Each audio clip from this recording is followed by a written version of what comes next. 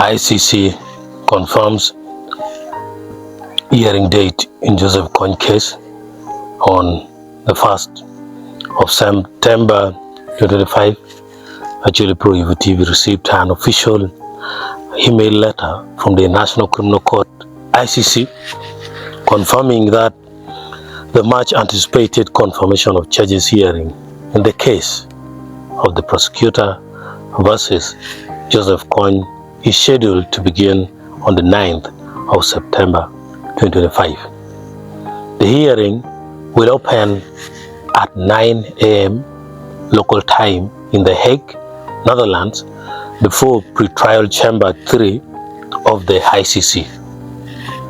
The chamber presiding over this historic proceeding is composed of Judge Althea Violet Alexis Windsor, who will serve as the presiding judge alongside Judge Lolia Motok and Judge Hekel Ben Mofuda. The proceedings will take place in courtroom 1 and is scheduled to run for 3 consecutive days from the 9th to the 11th of September. As you already may know the background, Joseph Kony, the elusive leader of the Lord Resistance Army, LRA, has long been one of the most notorious fugitives in the national law. Wanted by the ICC since 2005, he faces multiple charges of war crimes and crimes against humanity. These include murder, enslavement, sexual slavery, rape, and the enlistment of child soldiers. Kony's movement terrorized communities in northern Uganda and neighboring countries for decades, leaving behind a trail of abductions, killings, and displacement, according to ICC and Ugandan government reports. For many Acholi and other Ugandan communities, this announcement of this hearing brings a renewed attention to a painful chapter in their history that has yet to find closure. Despite being at large, the ICC continues to advance proceedings against him under its legal framework, which allows cases to proceed in absentia at the confirmation stage. This ensures that justice mechanisms are not indefinitely stalled by the suspect's ability to evade arrest. What's the purpose of the confirmation hearing? Somebody may ask. We have ever talked about this before. The central objective of the confirmation of charges hearing is not to determine guilt or innocence. Rather, the judges will decide whether the proceeding has provided sufficient evidence to establish substantial grounds to believe that Joseph Kony committed the crimes alleged.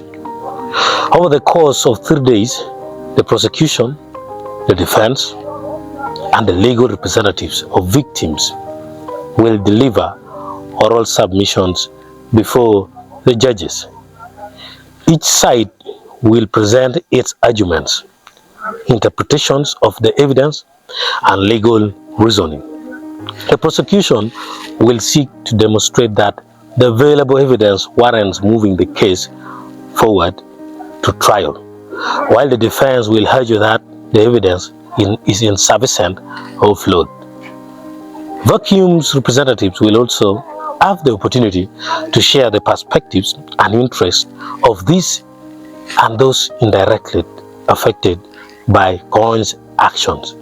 If the judges confirm one or more of the charges, the case will be transferred to a trial chamber, which will then conduct a full trial.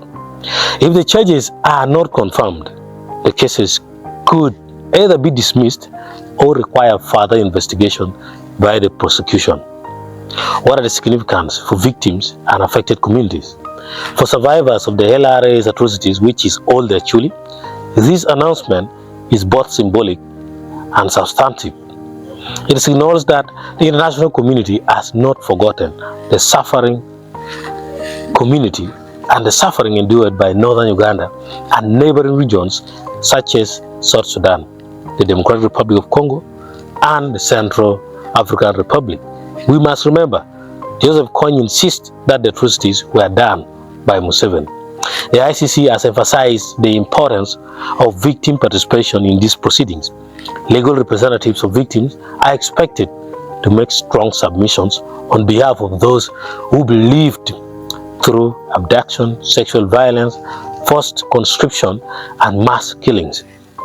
Their voices, often silenced during the conflict, will play a role in shaping the outcome of this stage. However, the absence of Kony himself also underscores the limitations of international justice. While the court can confirm charges and even prepare for a trial, the actual administration of justice requires the suspect to be present. Until Kony is arrested and transferred to The Hague, the question of accountability will remain partially unresolved. The role of Pretrial Chamber 3. The three-judge panel of Pretrial Chamber 3 bears the weighty responsibility of carefully reviewing the evidence presented. Judge Alexis Windsor, as presiding judge, will guide the proceedings, ensuring both fairness and adherence to international legal standards. Judges Motok and Ben Mafuda will contribute their own expertise and legal analysis as the chamber deliberates. Their decision will not only affect the trajectory of the Kony case, but will also set a precedent of how the ICC handles high-profile cases in absentia. The chamber's ruling could significantly strengthen the credibility of the ICC in pursuing justice, even when suspects remain at large for decades. What are the broader implications? The confirmation hearing comes at a time when debates around the relevance and effectiveness of the ICC continue globally. Critics argue that the court has struggled to enforce arrest and complete trials against powerful or elusive figures. One of the leaders wanted by ICC now is Netanyahu Benjamin, the Prime Minister of Israel. Supporters, however, view proceedings like these as vital steps toward accountability, even if imperfect. For Uganda, the announcement reopens conversations around transitional justice, reconciliation, and the need to support survivors of the LRA insurgency.